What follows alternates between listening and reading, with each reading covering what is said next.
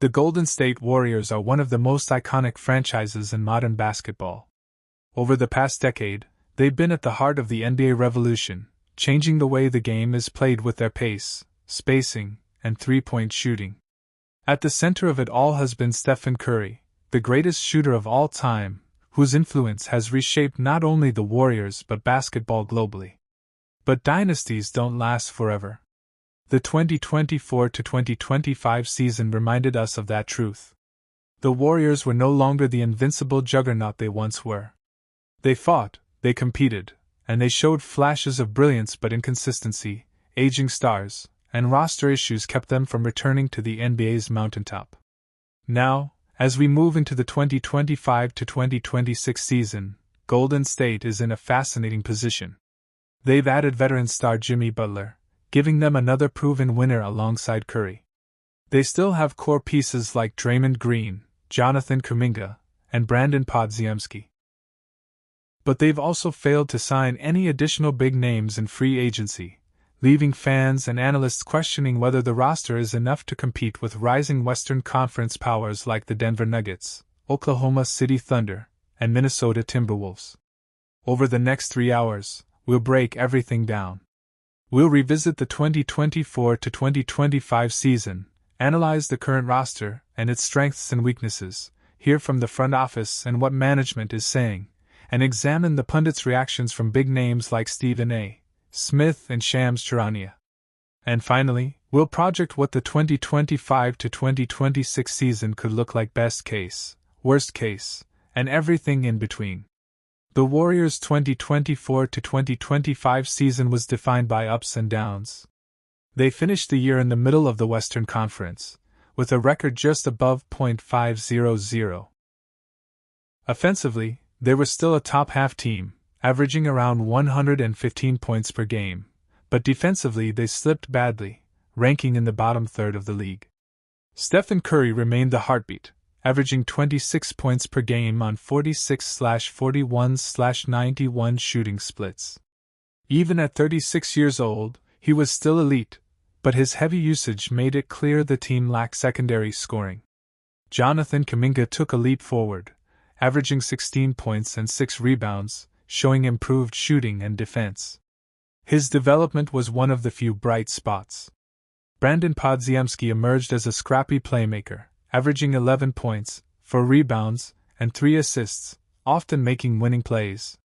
Draymond Green continued to lead emotionally and as a playmaker, but his scoring dipped below 8 points per game and injuries reduced his availability. The Warriors lacked depth. Their bench rotations were inconsistent, forcing Curry to play heavy minutes. Defensively, they struggled against younger, faster teams like OKC and Sacramento. In the playoffs, Golden State couldn't mount a serious run. Whether falling in the play-in tournament or bowing out early, the outcome was the same: their dynasty days were clearly behind them. Key takeaways from 2024-2025. Curry is still great but needs help. Kuminga and Podziemski are real building blocks. Draymond and Klay are declining. Depth and defense remain glaring weaknesses. As we turn the page to the 2025-2026 season, the Warriors' roster looks different but still intriguing. Stephen Curry. At 37, Curry remains the Warriors' leader. Last season's averages show he hasn't slowed dramatically, but age is always a factor. The front office has stressed load management to preserve him for the postseason. Statistically, Curry is still one of the most efficient high-volume scorers in the NBA. Jimmy Butler. The biggest addition is Jimmy Butler, the 6-time All-Star and 2-time Finals participant. Butler brings toughness, leadership, and playoff experience. His averages of 20 points, 6 rebounds, and 5 assists in Miami prove he can still perform. The key question: how will he fit next to Curry in Golden State's motion-heavy offense? Butler excels in isolation and mid-range scoring, areas the Warriors traditionally avoid. But his defense and mentality are exactly what the team needs. Jonathan Kuminga. Kuminga is expected to take another leap. Coaches believe he can average close to 18 to 20 points per game this year. His athleticism and improving skill set make him a potential future All-Star. Brandon Podziemski. Podziemski's role will expand. He is projected to become the full-time secondary playmaker next to Curry, giving the team stability when Curry sits. His high basketball IQ makes him a cornerstone. Draymond Green. Draymond is no longer the same defender he once was, but his playmaking and leadership remain vital. He will likely average 6 points, 7 rebounds, and 6 assists, but his true value lies in anchoring the defense and guiding younger players. The Warriors' bench remains a concern. They have role players, but no true sixth-man spark. The lack of a major free agent signing this offseason raised eyebrows. Management has said financial flexibility and luxury tax constraints limited their moves. Warriors management has made it clear they are committed to building around Curry until he retires. General Manager Mike Dunleavy Jr. has spoken about balancing short-term competitiveness with long-term sustainability. One key storyline: despite fans wanting another big signing, the Warriors have not added another star beyond Jimmy Butler. The reason? The luxury tax. Golden State already has one of the most expensive payrolls in the NBA. Ownership believes the current roster can compete, and they don't want to mortgage the future for a short-term gamble. The front office has also emphasized developing young talent like KUMINGA and Podziemski. They see these players as the bridge to the post-Curry era. The media has had plenty to say about the Warriors. Stephen A. Smith argued that the Warriors are clinging to the past, but admitted that adding Jimmy Butler makes them dangerous in the playoffs. If you've got Curry and Butler healthy, you've got a chance. But can they survive the grind of the West? That's the real question. Shams Charania has reported that the Warriors have explored trade options but haven't found the right deal. He noted that financial flexibility is a big challenge. Other analysts have said the Warriors could be anywhere from a top 4 seed to out of the playoffs, depending on health and chemistry. The consensus: Golden State is no longer a guaranteed contender, but no one is counting them out as long as Curry is still playing at a high level. So what should fans expect? Best case scenario: Curry stays healthy, Butler fits seamlessly, Kuminga takes a leap, and the Warriors contend for the Western Conference Finals. Worst case scenario: injuries pile up, Butler struggles to fit, and the Warriors fall into the play-in again. Most likely, Golden State hovers around the 5th to 7th seed in the West, competitive but not dominant. Key matchups will be crucial. The Nuggets remain the team to beat, the Thunder are rising fast, and the Lakers with LeBron and AD still pose a threat. For Curry, this season represents perhaps the last real chance at another title run. The Warriors know the window is closing, and that urgency will define the year. 2026 season will answer one major question: is the Warriors' dynasty truly over, or do they have one more run left? With Curry still elite, Butler bringing toughness, and young players like Kuminga and Podziemski ready to grow, there is hope. But the lack of a big news signing and the decline of veterans like Draymond and Klay raise doubts. For fans, this year is about embracing the journey. It's about celebrating Curry while he's still here, watching the young core develop, and seeing whether Butler can bring his Jimmy Buckets mentality to the Bay.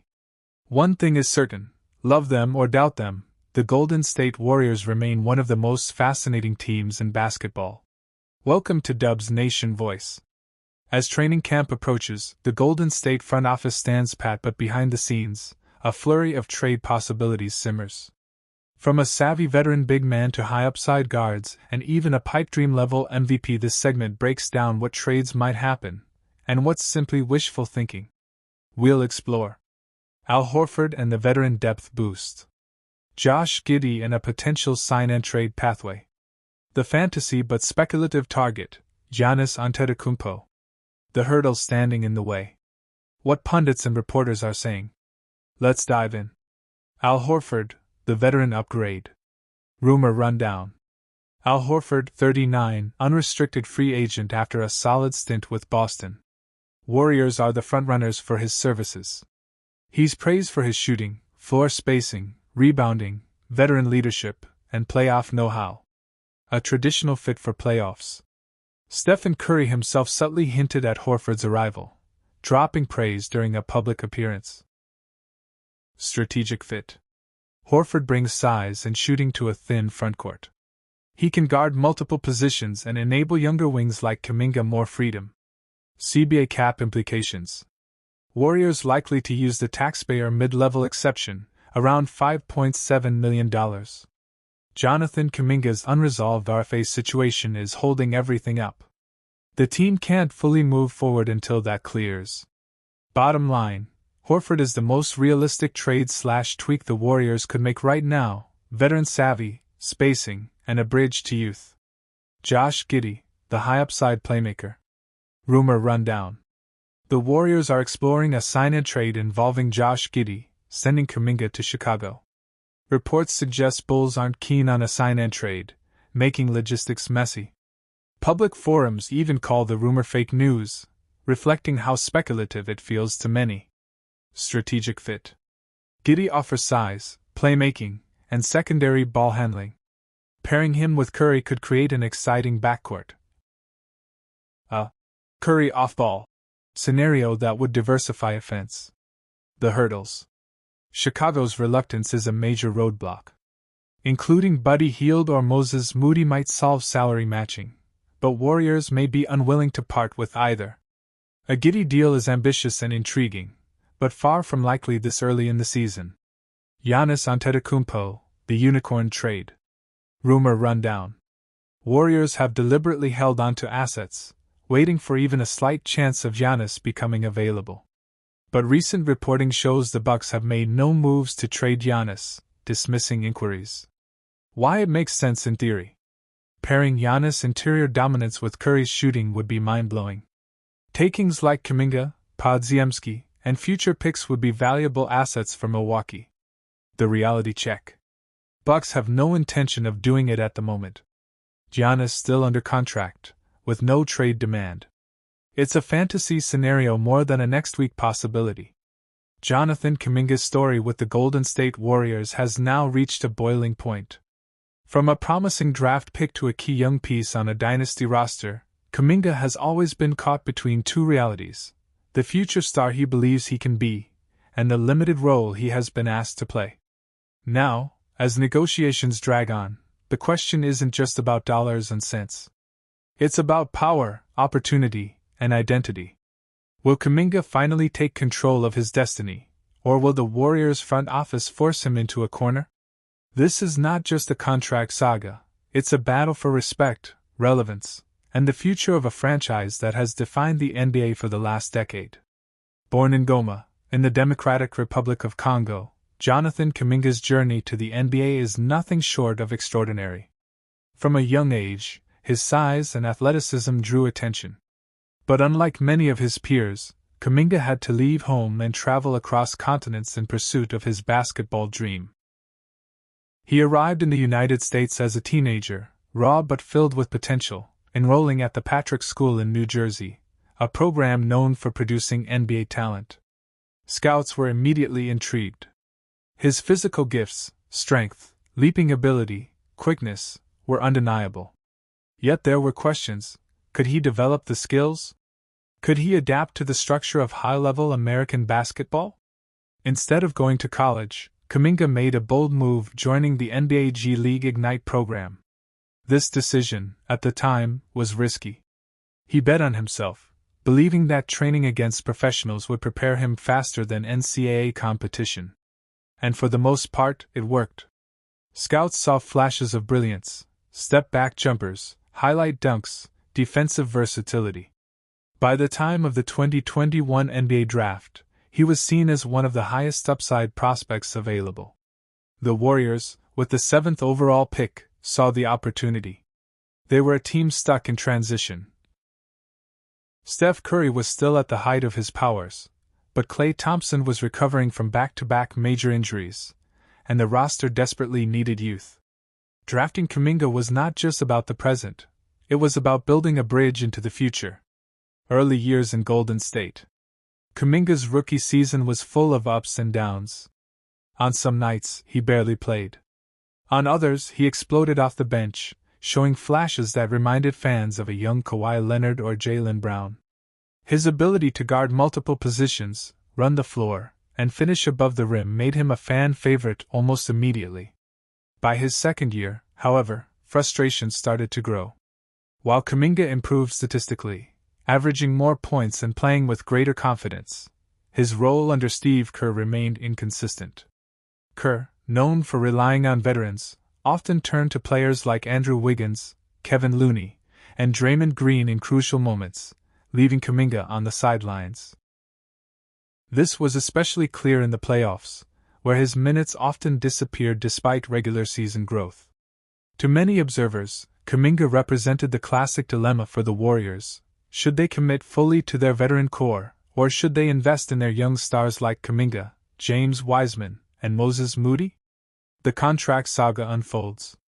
Fast forward to the summer of 2025. Kuminga is now a restricted free agent, and the standoff has begun. The Warriors have put a 2-year, $45 million offer on the table. On paper, it looks generous. But the fine print matters. The second year comes with a team option. To Kuminga and his agent, Aaron Turner, this is unacceptable. They want a player option, which gives Kuminga control. Control is everything here.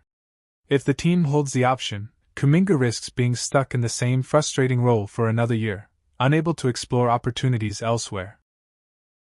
If he has the player option, he can reassess his future, look for better fits, and potentially command a bigger contract. The qualifying offer complicates everything.